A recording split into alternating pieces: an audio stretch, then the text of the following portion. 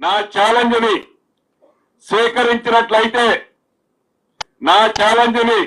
సేకరించినట్లయితే రేపు ఉదయం ఏ టైంకి ఎక్కడ రావాలో మీరు చెప్తే తప్పకుండా మీ దగ్గర ఉన్న ఆధారాలతో మీరు రండి. నా దగ్గరున్న ఇక్కడున్న మెటీరియల్ చాలు. ఈ మెటీరియల్ మీడియా మిత్రుల మీద చూపించి మీది నిజమైతే నేను రాజీనామా అక్కడే ఇస్తా.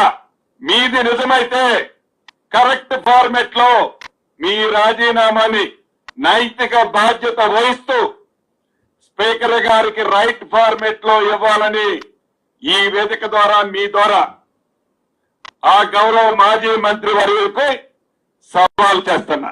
తప్పకుండా ఏదైతే ఈ కొడంగల్ టెండర్లు ఆ సందర్భం వారు మాట్లాడతారు, ఆధారాలన్నిటితో నేను వచ్చి మళ్ళీ నేనే కూర్చుంటా ఆ ప్రెస్ కూడా.